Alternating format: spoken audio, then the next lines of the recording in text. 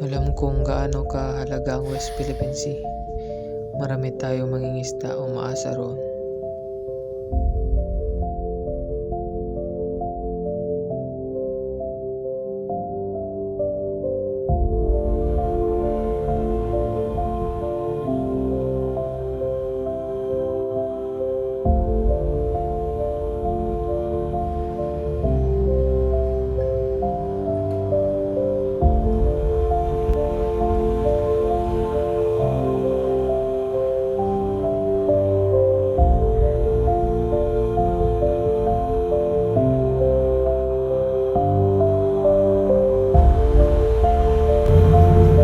Kilometers away pa lang from Baho de Masinloc, sinalubong na raw kami. Pero habang palapit kami ng palapit sa Baho de Masinloc, palapit din sila ng palapit sa amin. Dumating sa point na nasa likuran na sila namin at magkadikit sila. So para kaming iniipit, pero may sarili mo in terms of getting more information kung ano yung pwedeng mangyari. Ang West Philippine Sea coverage kasi malaki siya, usually. So para kaming iniipit. Doon ako medyo kinabahan kasi potentially na maging delikado yung situation.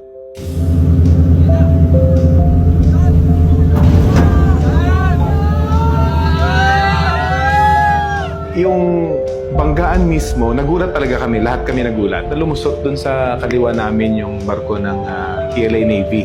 Lahat talaga kami nagulat. So yung sigawan na maririnig nyo, sigaw yun ng gulat.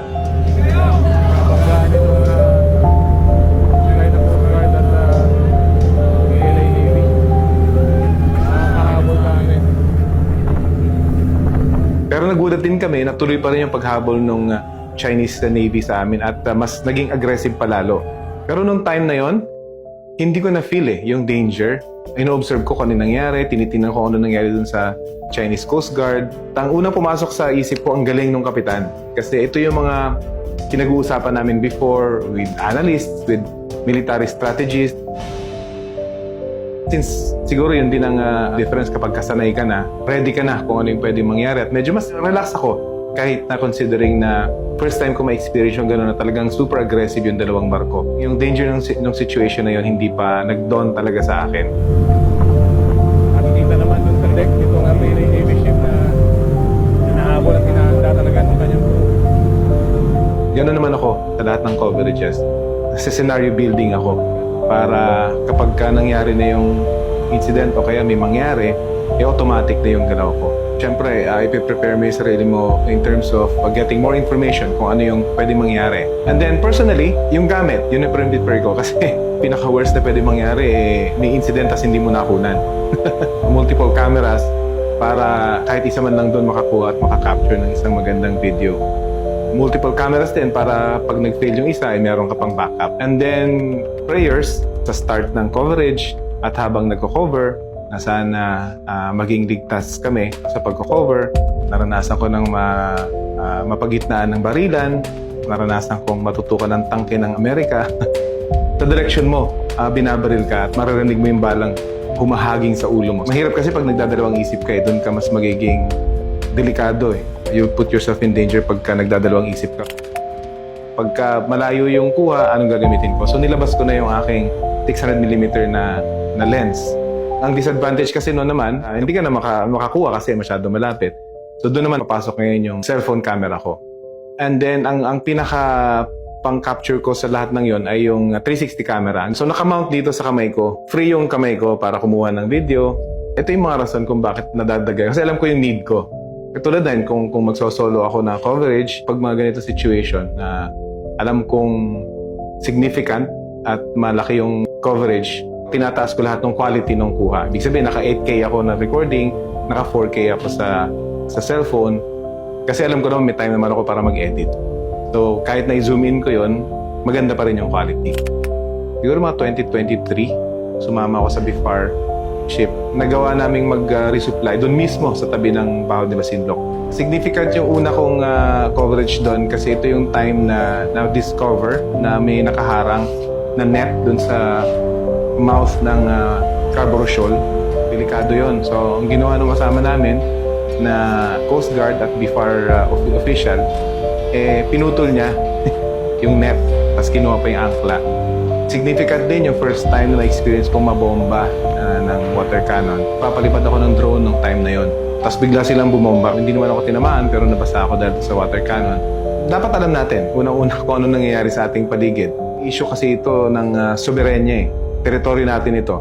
So dapat lahat ng Pilipino meron tayong pakialam. Kasi kahit na siguro anong paniniwala mo, kahit na sinusuportahan mong politiko, Pilipino ka pa rin. Mahalaga na makover namin yon at meron mga journalist talaga na nandoon at nakakakita para accurate yung impormasyon na maibabahagi namin sa mga taong nanonood sa amin. May issue rin ito ng food security. Kahit na siguro malayo ka sa West Philippine Sea, malayo ka sa Zambales, apektado ka pa rin dahil nagagaling din doon yung mga pagkain natin. So dapat may pakialam tayo bilang Pilipino. Isa sa mga lessons dito ay kahit na matagal na itong coverage na to, meron pa rin bagong pwedeng mangyari. So dapat paghandaan mo yon bilang isang mamamahayag. Kailangan ipagpatuloy natin yung usapan, yung debate, at yung pagbibigay ng linaw dun sa isyong ito. Magandang umaga, kababayan. Nandito po tayo ngayon sa Palawan upang kumustahin natin ang ating mga kababayan tungkol sa nangyari sa South China Sea na pinag-aagawan ng Pilipinas at China.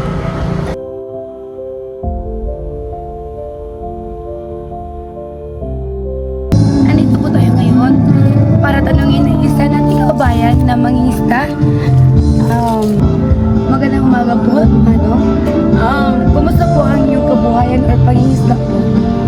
Sa nangyari ngayon, ma'am, mahirap po talaga sa tutusin lang sa araw-araw na pangingisda. Minsan wala talaga, ma'am. Minsan sakto lang para sa pagkabuhayan ng pamilya ko, ma'am. Ayan naman sa pag-araw kahit walang minsan. Kaya, pero kayanin ko talaga para sa pamilya. So ayun, narinig natin ang mga hinain ng ating mga kababayan dito sa Palawan tungkol sa kanilang buhay. Tungkol sa West Philippine Sea na pinag-aagawan ng dalawang bansa, ng China at pati Pilipinas. Ang dagat ay para sa lahat, hindi para sa pag-aawayan. Mas maganda ang kapayapaan kaysa sa alitan. Respeto sa karagatan, respeto sa bawat bansa. Magkaiba man ang pangalan, iisa lang ang tubig. Kung magtutulungan tayo, liliwanag ulay ang dagat. Ang dagat ay tahanan. Kapayapaan sa alon, hindi gulo sa dagat. Sana balang araw, maging tahimik muli ang dagat. Hindi dahil sa takot, kundi sa kapayapaan.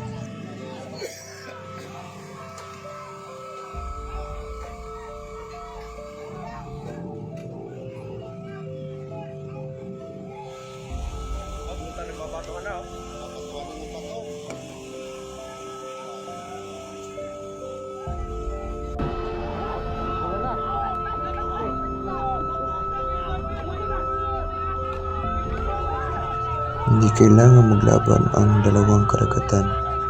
Sapat na ang pag-unawa at respeto.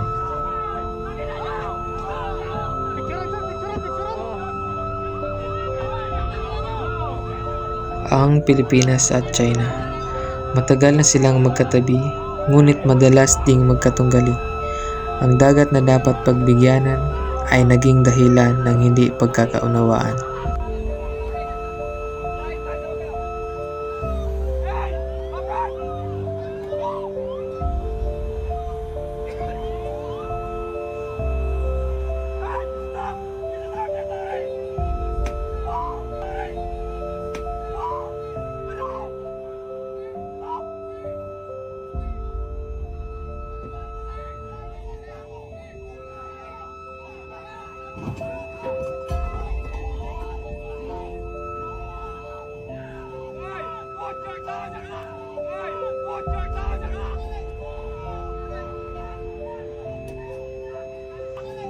Ang dagat ay hindi pag-aari ng isa. Ito ay biyayang dapat paghatian. Ngayon ang ika-126 na araw ng kalayaan ng Pilipinas, ngunit patuloy pa rin ang banta sa ating teritoryo. Sumama ako sa ikalawang civilian-led resupply mission ng ating ito coalition upang mag-abot ng tulong ayuda sa ating mga magigiting na mangingisda sa Bajo de Masinloc, Zambales. Kasama ang mga mangingisda ay sabay-sabay kaming lumayad patungo sa vicinity ng Panatag Shoal. Naglagay din kami ng symbolic markings na nagsasabing atin ang West Philippine Sea. Matagumpay din nating naipamahagi ang mahigit 5,000 litro ng gasolina at 800 sako ng mga pagkain. July 12, 2016, nang naipanalo ng Pilipinas ang ating soberanya at karapatan, 7 taon nang nakaraan ng pumabor sa Pilipinas ang Permanent Court of Arbitration. Sa desisyong inilabas nito, walang legal na basihan ang China sa sinasabi nilang historical claims para magsagawa ng mga aktibidad sa loob ng ating teritoryo. Illegal din ang gawa-gawa nilang 9-dash line dahil matagal nang may sukat ang mga hangganan ng teritoryo ng mga bansa ayon sa kasunduan noong 1982 United Nations Convention on the Law of the Sea na parehong nilagdaan at niratipika ng China at Pilipinas at iba pang mga kasabing bansa. Ayon sa United Nations Convention on the Law of the Sea, nilabag din ng China ang obligasyon nito sa kasunduan na kailangang ingatan ang marine ecosystem sa West Philippine Sea, ngunit nagdulot sila ng bilyon-bilyong pisong halaga ng pagkasira ng mga marine biodiversity dahil sa patuloy nilang paggawa ng artificial islands. Ayon din sa desisyon, hindi tumigil ang China sa kanilang maritime activities sa West Philippine Sea habang gumugulong ang kaso, bagay na nakadagdag sa pagkapanalo ng bansa. Ako po si Queen Matilda at mula po dito sa West Philippine Sea, ang pagpili sa Pilipinas ay hindi lamang nakakulong sa konsepto ng magandang turismo, makasaysayang kultura at tradisyon. Pagkus kasama dito ang pagyakap sa katotohanang ang Pilipinas ay maraming problema at pangangailangan. At ang pinipili, dapat ipinaglalaban. Sa kasalukuyang sitwasyon ng ating inang bayan, tunay nga ba tayong malaya? O sadyang mahaba lang ang tanikala?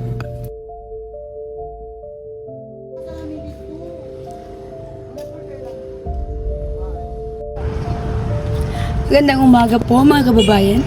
Pinatawag ko po kayo ngayon dahil ako inutusan ng Pangulo na sabihin sa at iparating sa inyo na hindi tayo papayag na tayo apihin ng ibang bansa tungkol sa ating problema tungkol sa West Philippine Sea.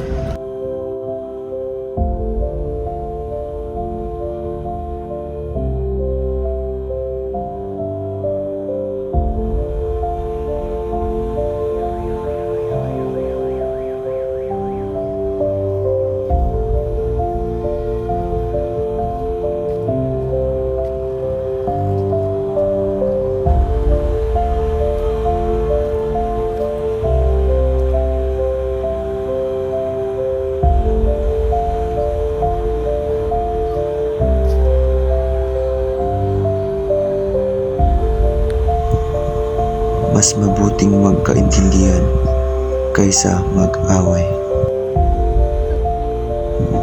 Walang problemang hindi kayang ayusin ng mabuting usapan. Kapayapaan ang tunay na kayamanan ng bawat bansa. Napagkasunduan na ng China at Pilipinas na i-de-escalate ang umiinit na tensyon sa West Philippine Sea. Sa isang pahayag, sinabi ng Department of Foreign Affairs na isinagawa ang ikalawang bilateral meeting sa pagitan ng dalawang bansa para pag-usapan ng nakaraang insidenteng kinasangkutan ng Philippine Coast Guard at China Coast Guard sa Ayungin Shoal. Dagdag pa ng DFA, kinilala ng dalawang panig na may pangangailangan na isulong muli ang pagtitiwala sa isa't isa at pakikipagdialogo.